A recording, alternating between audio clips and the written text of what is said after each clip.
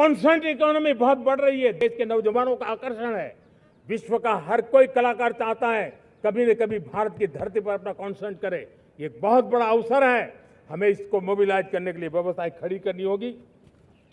साथियों, सप्तधारा की इन 7 शक्तियां उद्देश्य सिर्फ एक सेक्टर में प्रगति करने का नहीं है।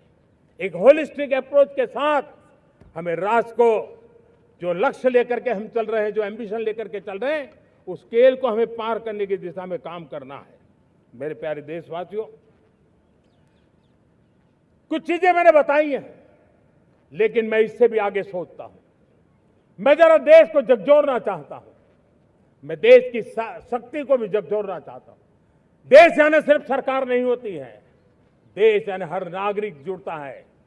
क्या हम सोच नहीं सकते कि फॉर्च्यून 500 की चर्चा तो बहुत सुनते हैं, आने वाले एक दशक में इन फॉर्च्यून 500 में 50 कंपनियां भारत की क्यों न हो, ये लक्ष्य हमारा क्यों न होना चाहिए।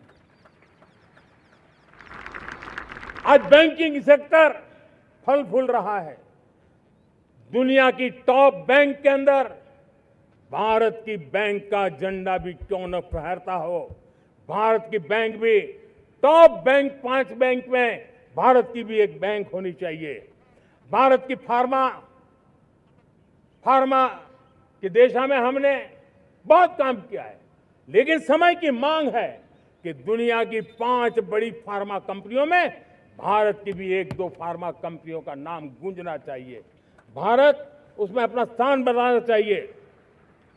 लॉ फर्म्स होते हैं, रेटिंग एजेंसी होती है।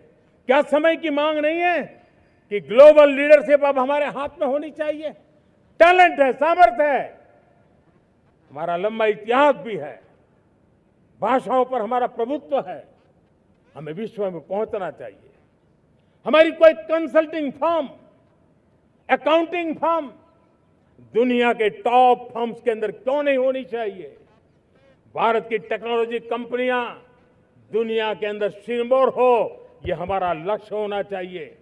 हमारे ऐसे ब्रांड हो जिससे दुनिया आकर्षित होती हो, हमारे ब्रांड हमारे देश की पहचान हो और विश्व के लिए एक डेस्टिनेशन बन जाए, उस दिशा में हमें काम करना है।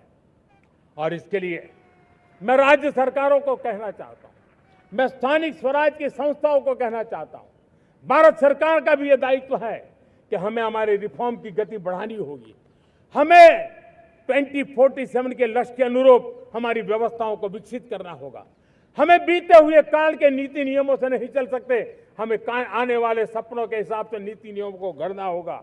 और इसको अगर हम पढ़ेंगे तो मुझे पूरा विश्वास है और मैं देशवासियों को भरोसा देता हूं, इसी रास्ते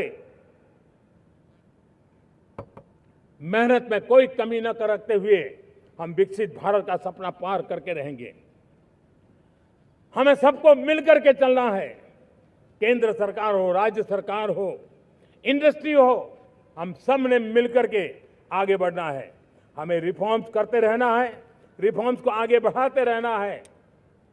और मैंने पहले भी कहा था, हम रिफॉर्म कंपल्सन से नहीं, कन्विक्शन से कर रहे हैं, लक्ष्य को प्राप्त करने के लिए कर रहे हैं। मेरे प्यारे देशवासियों, जब मैं विकसित भारत की बात कर रहा हूं, देश को तेज गति से आगे बढ़ाने की बात कर रहा हूं, उसका सबसे बड़ा लाभार्थी कौन है? इन सारे प्रयासों का सबसे बड़ा साधक कौन है? अगर साधक है तो मेरे देश का युवा है, मेरे देश की युवा शक्ति है। विकसित भारत की यात्रा में युवाओं की बहुत बड़ी भूमिका है। इतना ही नहीं, विकसित भारत का सबसे बड़ा लाभार्थी भी मेरे देश का युवा है। और इसलिए हमें विकसित भारत के लक्ष्य को युवाओं के साथ जोड़ करके आगे बढ़ाना है।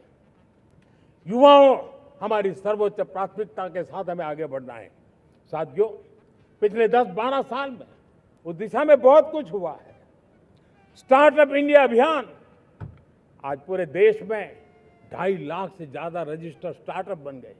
देश के नौजवान खुद तो काम कर रहे हैं, अनेकों को रोजगार दे रहे हैं। 1 लाख करोड़ रुपया इनोवेशन फंड भारत सरकार ने घोषित किया है। मैं देश को नौजवानों को कहना चाहता हूं, आप अपने सपनों को लेकर के आइए, संसाधनों की कमी नहीं रहने देंगे। 1 लाख करोड़ रुपया आपके दिल दिमाग को सामर्थ्य देने का एक व्यवस्था हमने कर दी है। रिसर्च के नए अवसर मिले, डिजिटल इंडिया के नए सस्ते डेटा, ये युवाओं को सशक्त किया।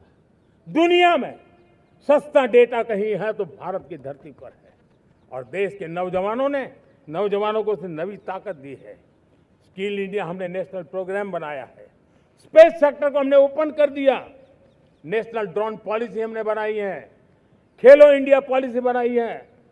35 वर्षों तक एजुकेशन पॉलिसी नहीं थी, नई एजुकेशन पॉलिसी लेकर के आए हैं, और इसका फायदा मिडिल क्लास के परिवारों को हुआ है।